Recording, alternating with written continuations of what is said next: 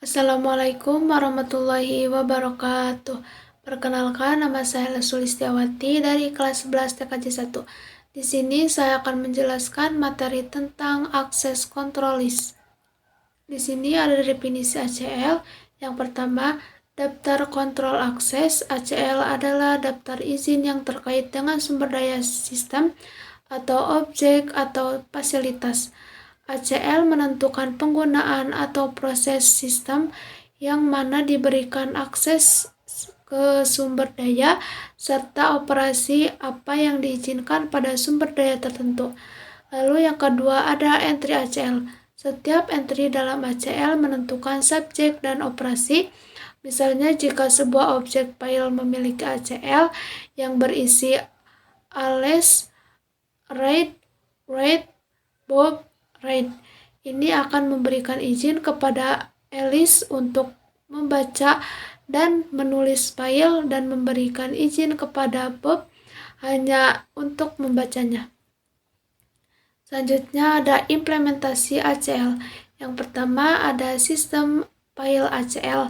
ACL sistem file adalah struktur data, biasanya tabel, yang berisi entry yang menentukan hak pengguna atau grup individu ke objek sistem tertentu, seperti program, proses, atau file.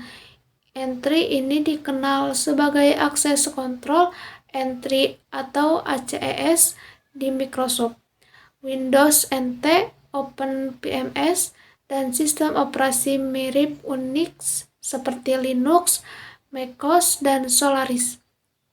Selanjutnya ada jaringan ACL.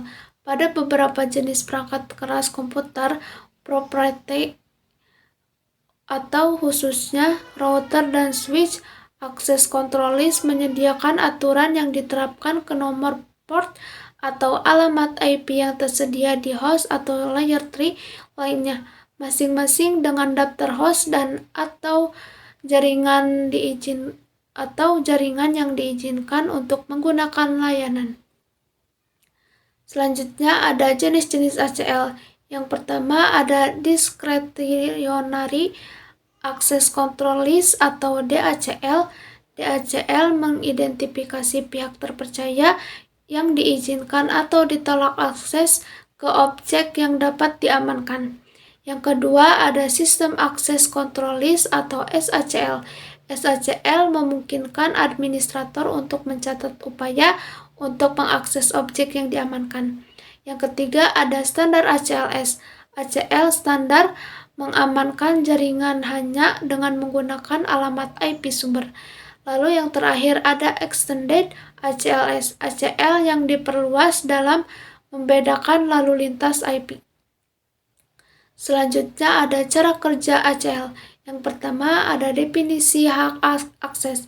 ACL mendefinisikan hak akses ke lingkungan digital.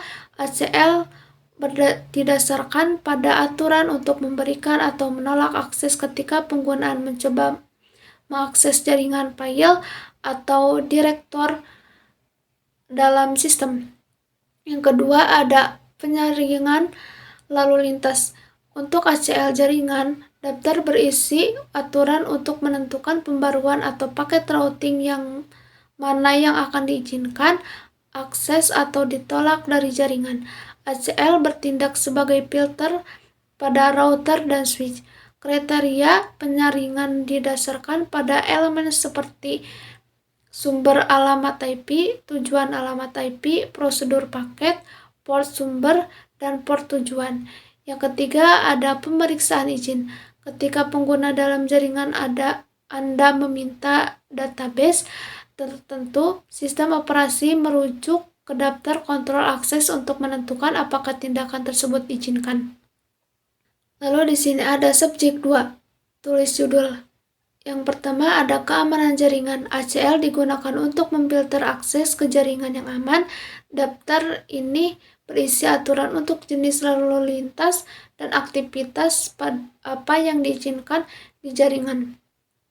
ACL jaringan diterapkan ke router dan switch. Keamanan sistem file. ACL sistem file diterapkan ke sistem operasi. Daftar ini memberitahu OS pengguna mana yang mengakses dalam sistem dan izin apa yang dimiliki setiap pengguna setelah diberikan akses.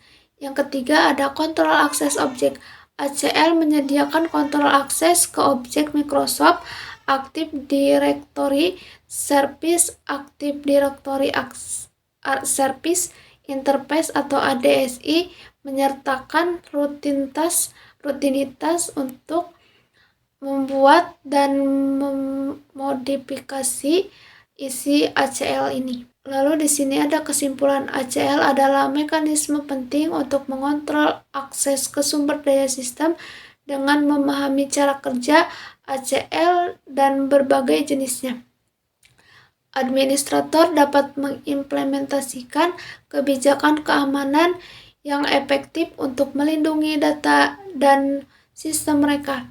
Segitu saja penjelasan materi dari saya. Wassalamualaikum warahmatullahi wabarakatuh.